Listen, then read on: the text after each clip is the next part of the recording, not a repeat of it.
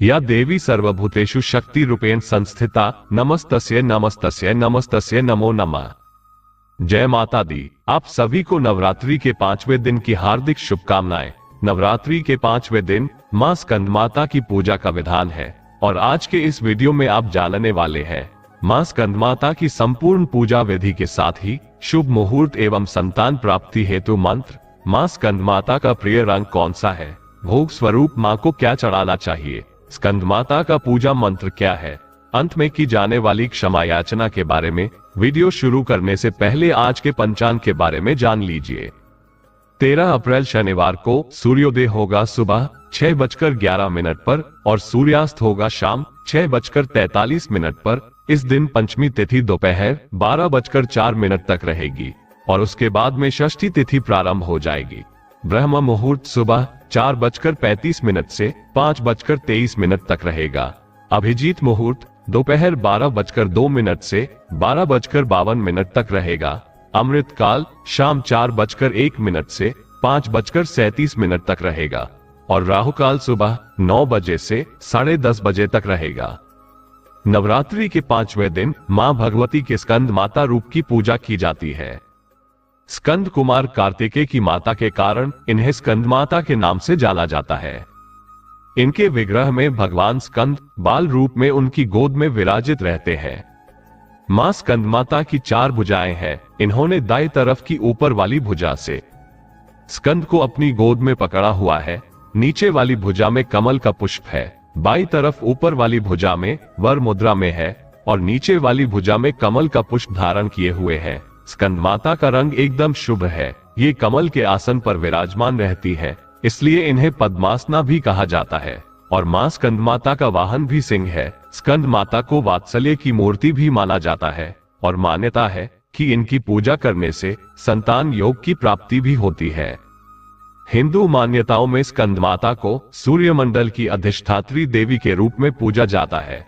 आज के दिन जो भी भक्त सच्चे मन से और पूरे विधि विधान से स्कंद माता की पूजा करता है, उसे ज्ञान और मोक्ष की भी प्राप्ति होती है। मां स्कंद माता को श्वेत रंग बहुत ही प्रिय है। इस दिन मां की उपासना सफेद या पीले रंग के वस्त्र धारण करके करना शुभ रहता है। पूजा के समय मां स्कंद माता को केले का फल या फिर दूध की खीर का भोग लगाना शुभ फलदायी होता है।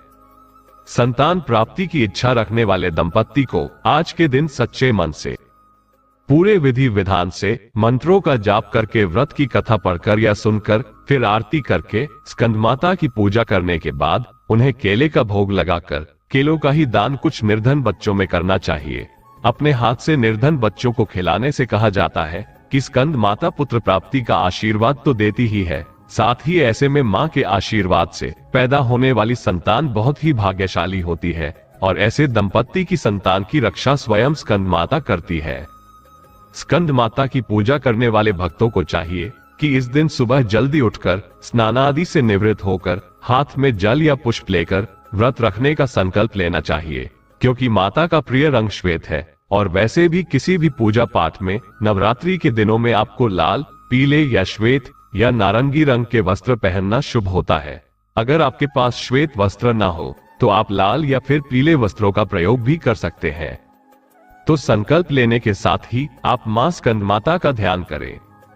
फिर जिस तरह से आप हर दिन नवरात्र की पूजा करते हैं, उसी तरह से सबसे पहले गंगा जल छिड़ककर मंदिर पवित्र करें। आसन पर बैठकर पूर्व दिशा की ओर मुंह करके पूजा की तैयारी करें। मां को स्नान कराएं, वस्त्र आभूषण अर्पित करें, सफेद या पीले पुष्प मां को अर्पित करें।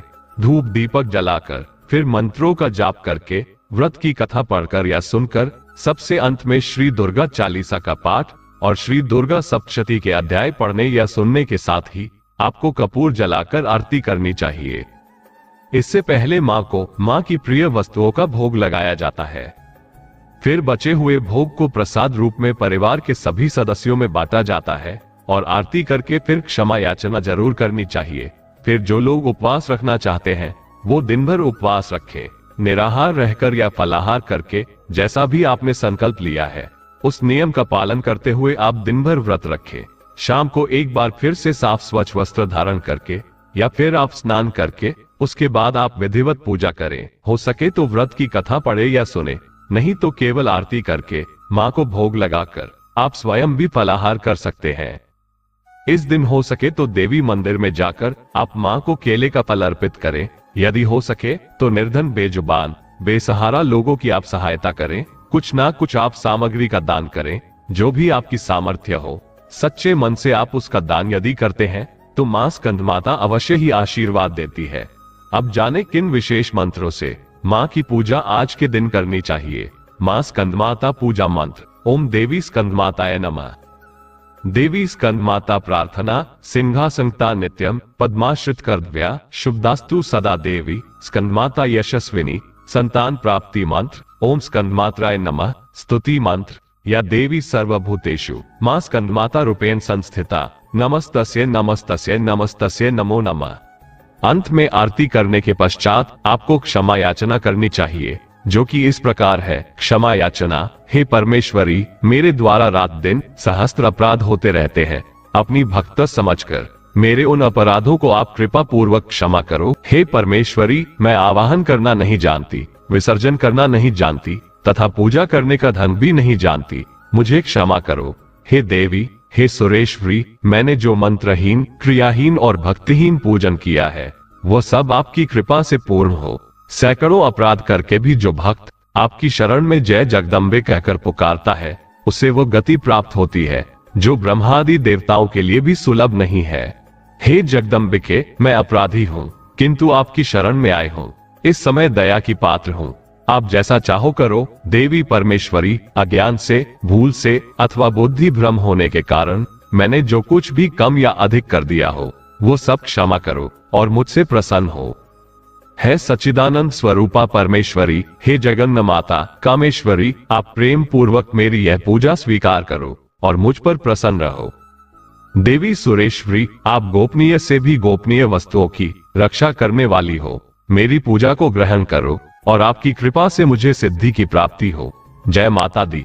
आपको ये वीडियो और जानकारी कैसी लगी हमें कमेंट करके जरूर बताएं। वीडियो को ज्यादा से ज्यादा लाइक शेयर करें और इसी तरह की वीडियो के लिए आपके अपने चैनल राम राम जी को सब्सक्राइब करना मत भूलना। मिलते हैं अगली वीडियो में, तब तक के लिए राम राम जी।